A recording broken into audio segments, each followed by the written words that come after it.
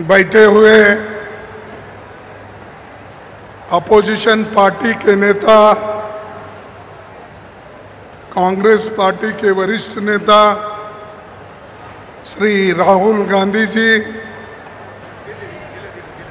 Senior leader वरिष्ठ नेता श्री शरद पवार जी, रमेश चेन्निताना जी, नाना पटोले जी, सुशील कुमार शिंदे जी, पृथ्वीराज चौहान जी, बाळा साहेब थोरात जी, विजय वडेट्टीवार जी, बसून घ्या, सतेज बंटी पाटील 5 मिनिटाचा आहेत, बसून घ्या, विशाल पाटिल जी, सर्वांना विनंती बसून घ्या, और मंच पर बैठे हुए सारे नेतागण और यहाँ पर पधारे हुए भाइयों बहनों, मेरे किसान भाइयों, माताओं, युवा लीडर्स और मीडिया के मेरे दोस्तों, मैं ज़्यादा वक्त आपका नहीं लेना चाहता हूँ, क्योंकि अभी तो हमारे सभी नेता आपके सामने अपनी बात रखी है। मैं महाराष्ट्र के लोगों को और महाराष्ट्र के विचारधारा को पहले से ही समझता हूं। छत्रपति शिवाजी महाराज, छत्रपति शाहू जी महाराज की ये धरती है, इस धरती को मैं प्रणाम करता हूं। लोकमान्य तिलक, महात्मा फुले, सावित्रीबाई फुले और बाबा साहब डॉक्टर अंबेडकर जैसी कई विचारधाराओं के और समाज सुधारकों ने इस विचारधारा को जो महाराष्ट्र वालों ने किया है, इस धरती के सपूत और कांग्रेस पार्टी के नेता पूर्व उप प्रधानमंत्री वाईबी चौहान, वसंत दादा पाटिल समेत सभी प्रमुख नेताओं को यहाँ पर मैं नमन करता हूँ और उन्होंने जो योगदान दिया है उससे ये महाराष्ट्र बन चुका है। थोड़ी देर पहले हमने डॉक्टर पतंगराव कदम जी की मूर्ति का लोकार्पण किया और उनकी याद में बना हुआ संग्रहालय के भी हमने लोगों को समर्पित किया। पतंगराव जी शून्य से शिखर तक पहुंचे। उनका जीवन एक साधारण शिक्षक की सफलता की कहानी है। ये आम लोगों के लिए प्रेरणा स्रोत है। एक गरीब किसान परिवार में पैदा होकर मेहनत और विजन के बूते उन्होंने शानदार काम शिक्षण क्षेत्र में किया और इस भाग के लोगों को उन्होंने अपना योगदान दिया। सांगली से दिल्ली तक ये शिक्षण क्षेत्र फैला हुआ है, हर क्षेत्र में है। केजी से लेकर यूजी तक और सभी लोग इस संस्था को इतना प्रेम करते हैं कि खासकर किसान लोग यहाँ पर जो शिक्षण लेते हैं, उनके बच्चे शिक्षण लेते हैं, उसको बहुत याद करते हैं। और उनके सुपुत्र विश्वजीत कदम भी उन्हीं के रास्ते पे चल रहे हैं। उन्होंने उस संस्था को संभाला है, आगे लेके चल रहे हैं और हमारे पार्टी के ओर से वो जो बार बार चुन के आ रहे हैं, ये उनका पिताजी का आशीर्वाद है और शिक्षण संस्था में उन्होंने जो काम किया उसका एक बहुत बड़ा इतिहास है। तो भाइयों, मैं यही कहना चाहता हूं, विश्वजीत कदम जी यंग है, एनर्जेटिक है और उन्होंने अपने असेंबली क्षेत्र में मैं सुना 1,40,000 से उन्होंने जीता है। यानी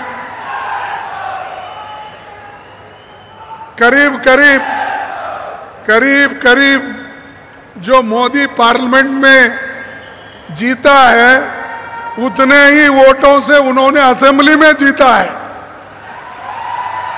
मोदी पार्लियामेंट में उन्होंने जीता 1,70,000 से, लेकिन इन्होंने एक ही असेंबली में 1,40,000 वोटों से जीता। ये बहुत बड़ी बात है, ये आपकी देन है और आपका आशीर्वाद है। अगर आपका आशीर्वाद नहीं होता तो कोई भी पॉलिटिक्स में, कोई भी इस क्षेत्र में यशस्वी नहीं बनता। तो इसीलिए जो पतंगराव जी ने 1964 में अपनी संस्था शुरू की, वो संस्था बहुत अच्छी चल रही। मैं अभी शरद पवार जी से बात किया, वो बोले, मैंने पूछा कब उन्होंने ये संस्था शुरू की, तब पवार जी बोले हम सब एक ही दफा शिक्षण संस्थाएं प्रारंभ की और बड़े बड़े हमने इस क्षेत्र में कामयाबी की है। पतंगराव शुगर फैक्ट्री बनाए, पतंगराव डीसीसी कोऑपरेटिव बैंक्स में भी उनका अच्छा योगदान है। हर ये जो भारतीय विद्यापीठ स्थापित किए, आज दिल्ली में भी ये चमक रही है। इसीलिए उन्होंने मिनिस्टर बन के इरिगेशन में काम किया, सिंचाई में, कोऑपरेशन में काम किया, ग्रामीण विकास में, इंडस्ट्री में, हर क्षेत्र में उन्होंने अपनी योगदान दी है। और उनका जो आज पुतला देखा मैं, वो पुतला ऐसा पुतला नहीं जो मोदी ने उद्घाटन किया वो गिर गया। शिवाजी महाराज हम सबके चाहते हैं और इस देश को सेवा करने में, लड़ने में, देश के लोगों को मजबूत करने में जो शिवाजी महाराज काम किए, उनका पुतला मोदी का हाथ लगते ही गिर गया। वो एक ही नहीं गिर गया, कहां फूल का उद्घाटन किए, अहमदाबाद में वो फूल गिर गया। अयोध्या में राम मंदिर का उद्घाटन किए, वो सब टपक रहा है। सुने नहीं आप? टपक रहा है। तो जहां पर भी वो गए हैं, चुनाव के दृष्टि से गड़बड़ी में सब कुछ बना लेना, उद्घाटन करना और उसके बाद 6 महीने में, 8 महीने में वो बिल्डिंग सब गिर रहे हैं। तो ये मोदी जी वोटों के लिए ये काम करते हैं।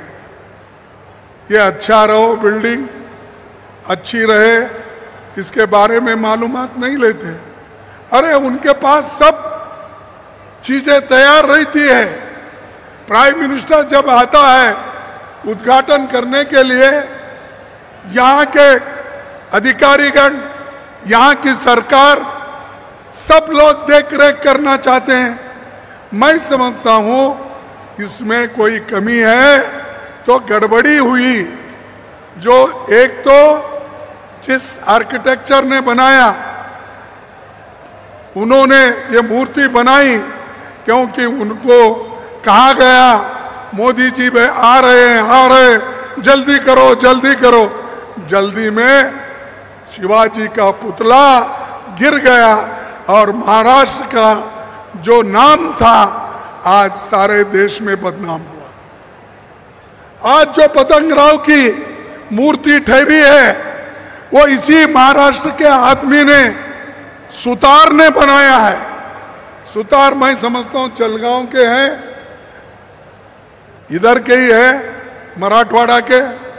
उन्होंने बनाया, एक मूर्ति नहीं, पार्लियामेंट में जितने मूर्तियां आज ठहरे हुए हैं वो सभी मूर्ति महाराष्ट्र के एक कर्ता धर्ता ने, सुतार ने बनाया है। मजबूत है, 50 साल से 60 साल से मूर्तियां हैं। लेकिन यहां आरएसएस के लोग जोश में आकर बनाए, लेकिन ठीक नहीं बनने की वजह से आज पूरा महाराष्ट्र का अपमान और देश का भी अपमान हो रहा है। भाइयों, मैं और एक बात आपको बनाना चाहता हूं। एजुकेशन में आरएसएस अपना हाथ फैला रही है, सिलेबस चेंज कर रही है और संविधान को भी हटाना चाहती है। संविधान को हम हटाना नहीं, उसका मजबूत, हम संविधान को मजबूत रखने के लिए हम काम करेंगे। राहुल गांधी जी ने तो बीड़ा उठाया, संविधान को हम बचाएंगे, संविधान की रक्षा करेंगे, ये कहकर उन्होंने सारे देश में दौरा किया और संविधान को बचाने के लिए उन्होंने जो काम किया, आज गठबंधन की मेजॉरिटी नजदीक आ गई। अगर 20 सीट हमको मिलते तो मोदी सरकार आपको दिखती नहीं थी। ये मैं इसलिए बोल रहा हूं, आपके हाथ में है संविधान को बचाना, संविधान को निकालना, ये आपके हाथ में है। मोदी और आरएसएस ये तो इसको निकालना चाहते हैं संविधान को। बाबा साहब अंबेडकर बनाया हुआ संविधान को खत्म करना चाहते हैं। वो चाहते हैं, इससे पहले भी जब संविधान बना तब दिल्ली में, नागपुर में इन्होंने ये कहा कि ये जो भारत का संविधान बाबा साहब अंबेडकर ने जो बनाया है, वो बाबा साहब नहीं कहते थे, अंबेडकर ने जो बनाया है वो ठीक नहीं है। मनुस्मृति में जो कानून है, जो चीजें विचारधारा है, ये संविधान में नहीं है। इसीलिए इस संविधान को हम नहीं मानते। ये कहा, तुम देखिए, पढ़िए। और मेरे को ताजुब होता है कि महाराष्ट्र की विचारधारा, अरे ये फुले की विचारधारा है या अंबेडकर की विचारधारा है, छत्रपति शिवाजी महाराज की विचारधारा है, इसको आप भूल रहे हो और उनको पनपने दे रहे हो महाराष्ट्र में बीजेपी के नाम से। और जो सही शिवसेना कौन सी है, परसों इलेक्शन में आप देखे हैं, सही शिवसेना हमारे आघाड़ी के साथ है, सही एनसीपी शरद पवार के साथ है। ये सब सही लोग हमारे साथ है, नकली लोग उधर है। इसीलिए आपको सोच समझ के इस पार्लियामेंट, इस असेंबली इलेक्शन में आप पूरा महाराष्ट्र विकास आघाड़ी को मदद करना चाहिए, उसको लाना चाहिए, तभी देश की सुरक्षा हो सकती है। हम हमारे लिए नहीं कर रहे, ये देश के संविधान को बचाने के लिए, आप सबके हकूक को बचाने के लिए। बहुत लोग नहीं जानते, क्या यहाँ के बहुत से लोग आजादी के पहले वोटर थे? मुझे जवाब दो, आप वोटर थे आजादी के पहले? क्या 18 साल के बच्चे वोटर थे? मुझे बताओ। 21 साल वाले थे, वो भी वोटर थे? नहीं। जब संविधान आया, बाबा साहब अम्बेडकर, पंडित जवाहरलाल नेहरू और कॉन्स्टिट्यूंट असेंबली के लोग मिलकर तुमको आजाद वोटिंग दिलाई। स्त्री को, पुरुष को, नौजवानों को, सबको अगर वोटिंग का अधिकार मिला, ये कांग्रेस के वजह से मिला। और ये बाबा साहब अम्बेडकर के संविधान, नेहरू जी की सोच, इसके वजह से मिला। कम से कम ये तो सोच लीजिए। लेकिन आज जो लोग संविधान को विरोध किए, उनके हाथ में सत्ता आपने सौंपी है। यह काम किसने किया? ये मोदी ने किया। तोड़ फोड़ का काम कौन कर सकते हैं सिवाय मोदी के? सबको तोड़ने का। महाराष्ट्र में तोड़े, इससे पहले कर्नाटक तोड़े, गोवा तोड़े, मणिपुर तोड़े, सब जगह तोड़ दिए। लेकिन लोग आज मजबूत है। पुरोगामी विचारधारा को आप सपोर्ट करो। अगर पुरोगामी विचारधारा को सपोर्ट नहीं करेंगे, तुम्हारा शिक्षण संस्था नहीं रहेंगे, शुगर फैक्ट्री नहीं रहेंगे, कोऑपरेटिव फैक्ट्री नहीं रहेंगे। शाह ने कोऑपरेटिव मंत्री बन गया इस देश में। मैं पहले कई बार कहता था कि जो होम मिनिस्टर रहता है वो कभी कोऑपरेटिव डिपार्टमेंट नहीं लिया। सुशील कुमार सिंधे यहाँ बैठे हैं, वो होम मिनिस्टर थे। क्या उनके साथ ये कोऑपरेटिव डिपार्टमेंट था? इससे पहले अनेक लोग थे, कोई भी नहीं लिया। इन्होंने इसलिए लिया कि शुगर फैक्ट्रियों के तोड़ना, शुगर फैक्ट्रियों के लोगों को दबाना और डीसीसी बैंक को दबाना, और जो नोटबंदी हुई, उस नोटबंदी के काले पैसे सफेद करने के लिए ये कोऑपरेटिव बैंकों का उपयोग किया गया। ये असल है। चोरी का माल वहां पर छिपाने के लिए ये लिया गया। और वही लोग बोलते हैं। ऐसे लोगों से आप दूर रहना चाहिए।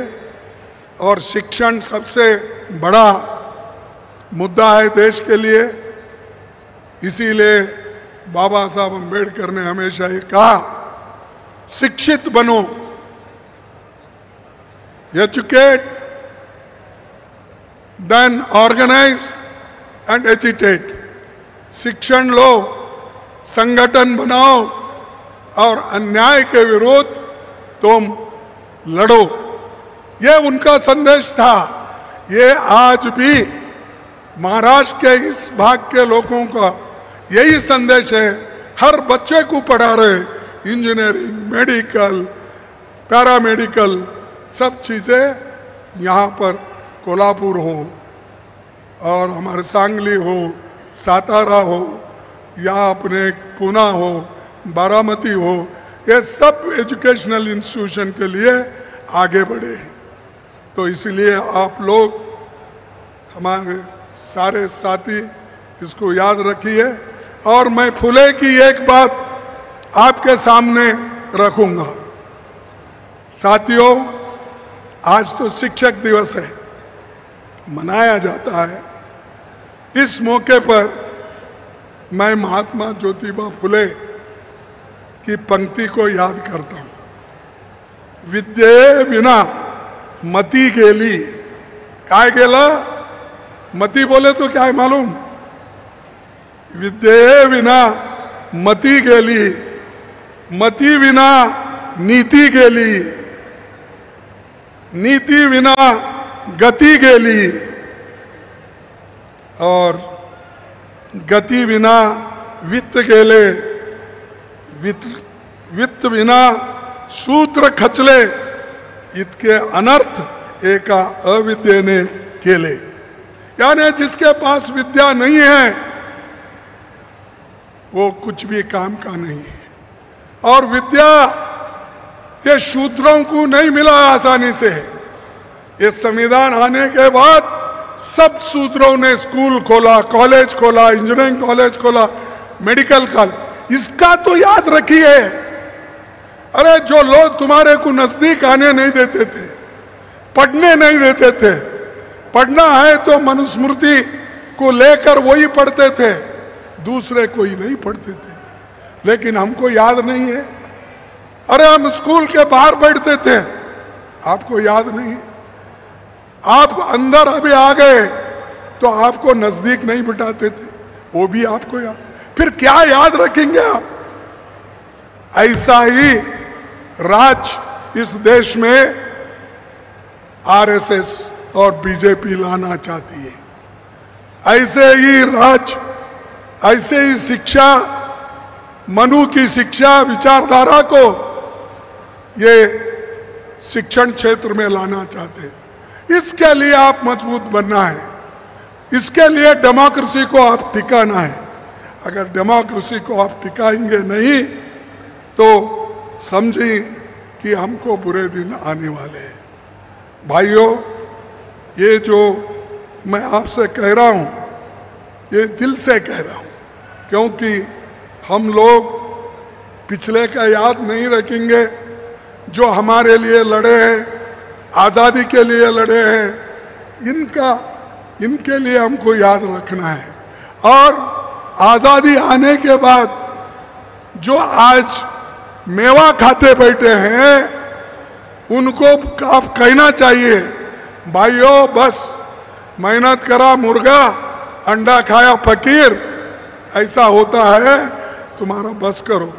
मेहनत तो अपने लोग किए, कांग्रेस के लोग किए, और जो लोग लड़ते हैं वो किसी को डरते नहीं। अब राहुल गांधी जी ने हमेशा अपनी बात रखने में कभी डरे नहीं और डरेंगे भी नहीं। और पार्लियामेंट में जब उन्होंने बात शुरू की अपोजिशन पार्टी के नेता के रूप में, तब सब कुछ उन्होंने बताया। सब भगवान के साथ उन्होंने बोला शंकर जी कैसे हैं, क्या बोलते हैं, किस विचारधारा के, गुरु नानक कैसे हैं और पैगंबर कैसे हैं। हर नेताओं के, हर जो धर्म के मुखिया हैं, उनके फोटो देखकर सब लोग परेशान हो गए। ये मोदी कभी अपेक्षा नहीं किए थे। मोदी जी हमेशा सिर्फ अपने विचारों से चलते हैं।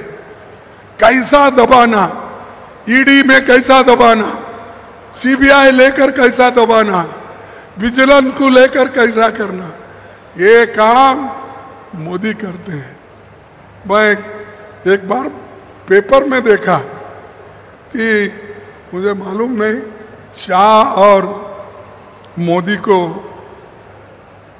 क्या प्रेम हमारे शरद पवार जी के ऊपर आया मालूम नहीं। एकदम उन्होंने उनको भी पूछा नहीं, सीधा उन्होंने झट प्लस सिक्योरिटी का अनाउंस कर दिया।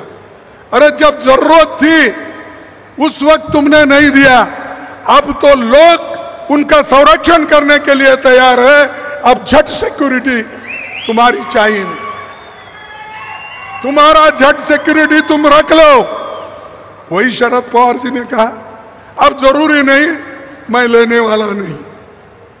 तो ये अपने लिए कुछ ना कुछ करने के लिए दूसरों को कुछ उनको भी हमने दिया, क्योंकि वो डर रहे हैं। जब आदमी डरता है तो उनको सिक्योरिटी की बहुत जरूरत होती है। अब आपको मालूम है, बहुत घमंड के साथ हमेशा मोदी जी फिरते थे, बोलते थे एक अकेला मोदी सबको भारी। सुना नहीं है आप? नहीं सुने? अरे क्या भाई, इतने लोग बैठे, मोदी का पार्लियामेंट में जो कहा वो नहीं सुने आपने? एक अकेला सब पे भारी मोदी, उन्होंने खुद ही बोलते थे, अब बोल रहे हैं। ये शक्ति आपकी है, आपके शक्ति के वजह से आज हम मजबूत अलायंस बनाकर पार्टी एक संगठन करके हमने बनाया है।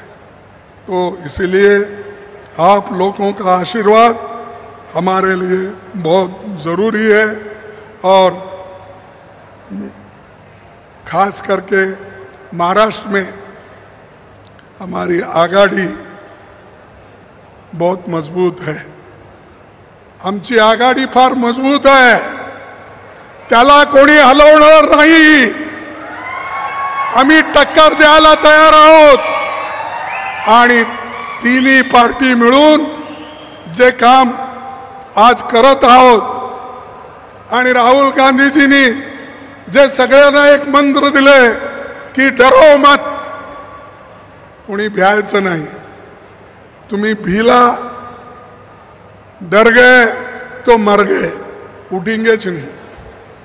त्यासाठी तुम्ही एक होऊन ह्या इलेक्शन मध्ये जसं तुम्ही पार्लमेंट इलेक्शन मध्ये एक होऊन आम्हाला सगळ्यात जास्ती सीट दिला आघाडीला, त्याचप्रमाणे आघाडीची सरकार आणा आणि महाराष्ट्रात सुख संपत सगळं येते। ते सगळं भांडून आलेत, त्यांच्याकडे काही नाही आणि सगळे नकली पार्टी आहेत। आता बीजेपी हे करू लागला प्रयत्न कसा तोडाव, कसा पैसे देऊन वोट घ्यावं। मला वाटतं एक स्कीम काहीतरी त्यांनी काढलंय असं सांगितलंय। कोणतं स्कीम ते? बहीण, हा, अरे 2000 रुपये पैसे देऊन ते एक योजना काढली ना त्यांनी, सगळ्या स्त्रियांना देणं आणि त्या पैसा दिल्यामुळं ते महिला त्यांना वोट देतील, स्त्रिया त्यांना वोट देतील, ह्या समजुतीनं ते लोक पैसे द्यायला सुरू केले। अहो तुमचं 2000 रुपये बघता, 2000 साठी तुमचं स्वाभिमान विकता, महाराष्ट्राचा स्वाभिमान गिरवी ठेवता, मोदीकडे गिरवी ठेवता तुम्ही। 2000 साठी, 1000 साठी मोदीला तुम्ही गिरवी ठेवता महाराष्ट्रात। त्यासाठी पैसेला ठोकर मारा आणि एक होऊन हे महाराष्ट्र विकास आघाडीला निवडून आणा। आमची सरकार येईल, तुम्हाला जे पाहिजे ते आम्ही करून देऊ आणि महाराष्ट्र जे उभे आहे यांच्यामुळे उभं राहिलं नाही ते। याच्या पाठीमागे मी सांगितलं, चव्हाण होते, दादा होते, शरद पवार केले, पतंगराव केले, अनेक लोक शिंदे केले, किती लोकांचं नाव घेऊ। अरे ह्यांनी तयार केलेला माल मसाला आणि ते आता हे क्लेम करू लागले, यांच्या हातून काही होणार नाही। काही करेल तर आम्हीच करू आणि आमच्यामुळं देशात अगोदरपासून शेतकरीकडे आम्ही लक्ष दिले आणि शुगर फॅक्टरीज आणि सामान्य जनताला शिक्षण देण्याचं काम हे सगळं आम्ही केलंय। म्हणून ते आम्ही धैर्याने सांगू शकतो। तुम्ही काय केलं सांगा? फोडणं आणि तोडणं, दुसरं काय काम नाही। त्यासाठी जास्त मी न सांगता एवढंच सांगतो। आणि आता इलेक्शन येऊ लागलेत, हरियाणामध्ये इलेक्शन आहेत आणि जम्मू काश्मीरमध्ये आहेत, महाराष्ट्रामध्ये आहे, त्याच्यानंतर झारखंडमध्ये आहे। हे सगळे इलेक्शनमध्ये आम्ही जिंकतो। महाराष्ट्र अगर जिंकला सारा देश जिंकेल, महाराष्ट्र जर जिंकेल सारा देश जिंकेल आणि मोदीची सरकार थोड्याच वेळात जाईल.